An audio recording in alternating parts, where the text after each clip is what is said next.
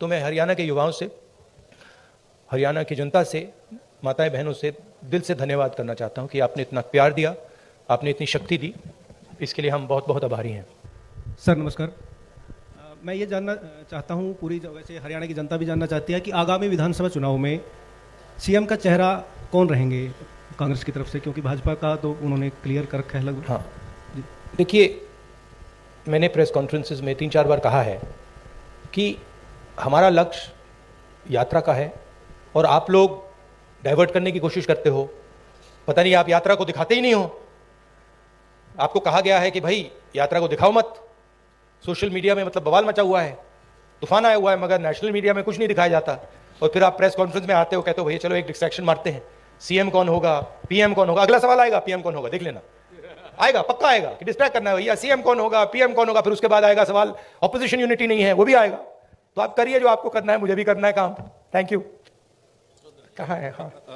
हाँ जी, सॉरी।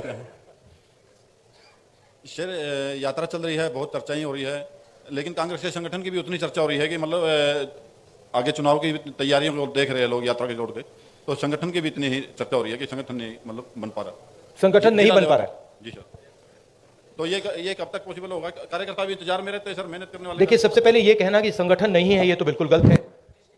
संगठन तो मतलब सड़कों पे आपको दिख रहा है, सब जगह दिख रहा है। खारगे जी प्रेसिडेंट हैं, मैं कांग्रेस पार्टी का प्रेसिडेंट नहीं हूं, तो ये सवाल आपको खारगे जी से पूछना पड़ेगा कि एग्जैक्टली हरियाणा का संगठन में इंप्रूवमेंट कैसे लाई जाएगी। सर, आप हर स्पीच में तकरीबन जवान और किसान की बात करते हैं। हाँ जी। किसान की अगर बात करें तो आपको पता है लंबा आंदोलन हमारे देश में हुआ, हालांकि सरकार ने कानून वापस ले लिए, लेकिन एमएसपी का मुद्दा अभी भी बरकरार है। उसके लिए किसान अभी भी संघर्ष कर रहा है। पंजाब में अभी चल रहा है, हरियाणा में भी चल रहा है। आपकी सरकार थी तब स्वामीनाथन आयोग की रिपोर्ट आ गई थी, लेकिन आपने लागू नहीं की। क्या अगर आपकी सरकार आ जाती है तो आप स्वामीनाथन आयोग की रिपोर्ट को लागू करेंगे? और जो किसान एमएसपी मांग रहा है, क्या वो आप एमएसपी देंगे? देखिए, ऐसी ये जो चीजें होती हैं, ये ऐसे कैजुअली नहीं कहा जा सकता है। ठीक है कि भैया, सबसे पहले मैं एक कांग्रेस पार्टी का मेंबर हूं, कांग्रेस पार्टी का लीडर हूं, बहुत सारे और हैं। तो अगर हम इस बात को सीरियसली कहना चाहते हैं तो ये डिस्कशन हम अपनी मैनिफेस्टो कमिटीज में करते हैं और उसको सीरियसली असेस करते हैं। उसके फाइनेंशियल इंप्लीकेशंस असेस करते हैं, उसके दूसरे इंप्लीकेशंस असेस करते हैं और फिर उस पर निर्णय लेते हैं। मैं यहां कह सकता हूं हाँ करेंगे ना करेंगे, उसका कोई मतलब नहीं है। जो हमारे मैनिफेस्टो में आएगा वो हमारा डिसीजन होगा और वो गारंटी करके हम करेंगे। जैसे हमने न्याय योजना के बारे में कहा था, हमने अलग अलग स्टेट्स में कर्जा माफी की बात की थी, जब हमारे मैनिफेस्टो में आ जाता है वो होगा ही होगा। ठीक है, तो पहली बात ये है। दूसरी बात ये है कि हम एक्सेप्ट करते हैं कि जो किसान है उसको चारों ओर से घेरा जा रहा है, उसको डायरेक्टली मारा जा रहा है। फ्यूल प्राइसेस से लेकर डायरेक्ट डीजल पेट्रोल के प्राइस से डायरेक्ट मारा जा रहा है, उसको इनडायरेक्टली मारा जा रहा है। बीमा का वो पैसा देता है, तूफान आता है, आंधी आती है, उसको पैसा नहीं मिलता। उसको डायरेक्टली खाद के प्राइसेस से मारा जा रहा है। तो हम एक बात एक्सेप्ट करते हैं कि जो हमारे देश की जो रीढ़ की हड्डी है, जो रीढ़ की हड्डी प्रोडक्शन करता है, जो हमें भोजन देता है, उस पर आक्रमण हो रहा है। वो जो 3 किसान की काले कानून थे, वो कानून नहीं थे, वो किसान को मारने के हथियार थे। जैसे डिमोनेटाइजेशन और गलत जीएसटी छोटे व्यापारियों को मारने के हथियार हैं, वो पॉलिसीज नहीं है। ठीक है, तो हम समझते हैं कि उनको प्रोटेक्शन की जरूरत है। और एक और बात, एक्सपोर्ट पॉलिसी भी उनको मारने का, उनसे चोरी करने का एक तरीका है।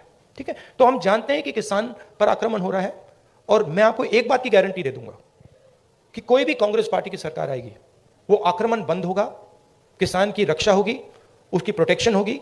और अगर हम अरबपतियों का लाखों करोड़ रुपए कर्जा माफ कर सकते हैं तो हम किसानों की भी मदद कर सकते हैं। ये मैं आपको गारंटी करके दे सकता हूं। एमएसपी बहुत जरूरी मुद्दा है, उस पर हम चर्चा करेंगे, इंटरनल डिस्कशन करेंगे और उस पर हम निर्णय लेंगे। मगर मैं ऐसे प्रेस कॉन्फ्रेंस में इन चीजों के बारे में फ्लिपेंटली नहीं बोल सकता। मैं सीरियस आदमी हूं। मैं अगर मेरे मुंह से कुछ निकलता है तो क्रेडिबली निकलना चाहिए, सच्चाई निकलना चाहिए। नहीं, सप्लीमेंटरी नहीं, एक सेकंड, जवान की बात करता हूं। बेरोजगारी की बात बहुत ज्यादा, जिस स्टेट में आप बैठे हैं आंकड़ों के हिसाब से topper, supplementary please, topper. No supplementary. जवान के बारे में मैं आपको बताता जी, हूं। आपके एक सेकंड सर, आप कहते हैं कि कोई इंजीनियरिंग में जा रहा है, कोई मेडिकल करता है, आईएएस करना चाहते हैं, लेकिन जॉब्स नहीं है, यानी कि उनको पता नहीं कितनी जॉब्स हैं। तो आपके पास क्या ऐसा रोड मैप है? हमारे देश में हर साल लाखों ग्रेजुएट निकलते हैं, पोस्ट ग्रेजुएट निकलते हैं, सरकारी और प्राइवेट नौकरी में ऐसा कौन सा रोड मैप होगा कि हम उनको सेट कर पाएं? देखिए ये देश अपने युवाओं से झूठ बोल रहा है, ठीक है? झूठ क्या है? मैं अब 3000 किलोमीटर चला हूं, युवाओं से मैं पूछता हूं, बच्चों से पूछता हूं क्या करना चाहते हो, 5 जवाब मिलते हैं।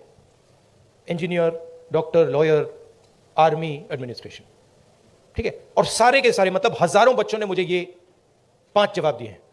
रियलिटी ये है कि इनमें से 10% को, 15% को, ज्यादा से ज्यादा 10% भी मुश्किल है, 10% को इंजीनियर, डॉक्टर, लॉयर ये जॉब्स मिल जाएंगे, बाकी को नहीं मिलेंगे।